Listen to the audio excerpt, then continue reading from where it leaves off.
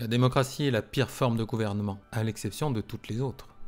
Qu'est-ce qu'il veut dire? Il veut dire que toutes les formes de gouvernement sont mauvaises, mais c'est la moins pire. Alors pourquoi toutes les formes de gouvernement sont néfastes? Parce qu'il n'existe pas de loi parfaite, ni de politique idéale. Comment faire alors pour ne pas tomber dans l'idée folle que toutes les politiques se valent? Nous savons très bien que moralement, une tyrannie ou une dictature sont foncièrement mauvaises et méchantes à l'égard des citoyens. Et nous savons aussi qu'une politique qui nuit à l'intégrité des personnes n'est pas tolérable. Comment sortir de ce problème alors? Rien n'est parfait, mais pourtant tout ne se vaut pas. En fait, nous pouvons comparer des choses imparfaites, et donc leur attribuer des valeurs différentes. Certaines choses sont meilleures que d'autres, certaines sont pires que d'autres.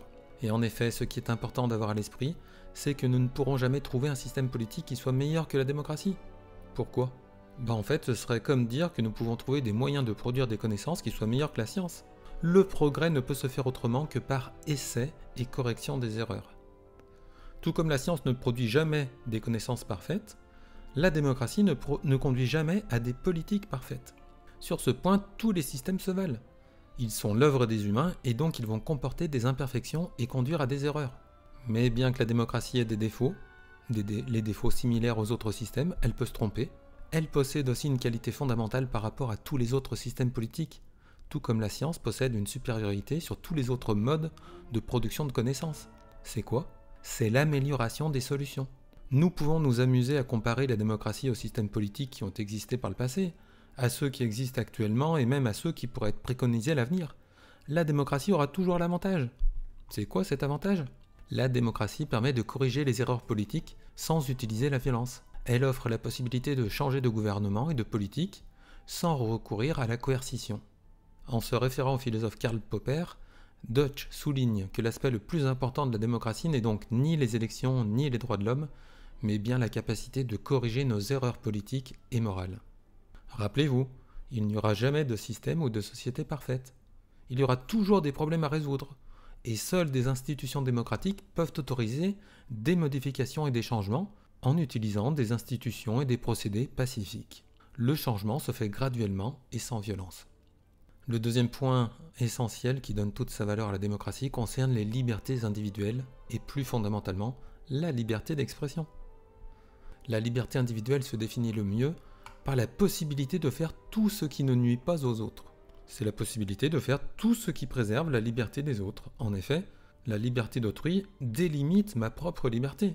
Comme le disait Popper, en rappelant les propos d'un juge à l'encontre d'un accusé qui avait usé de violence envers quelqu'un, il lui avait dit « La liberté de vos poings s'arrête là où commence le visage de vos voisins. » En effet, les individus doivent être assurés qu'ils peuvent faire tout ce qu'ils veulent du moment que cela ne nuit pas aux autres.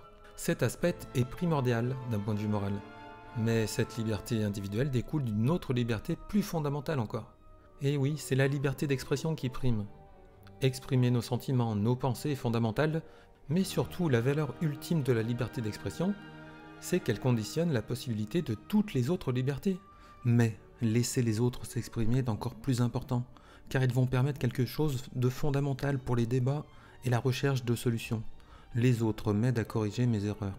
Donc la valeur ultime de la liberté d'expression, c'est qu'elle conditionne la possibilité de toutes les autres libertés, en autorisant la liberté de se contredire. On remplace le combat des armes par le combat des idées. Alors quel est vraiment cet avantage?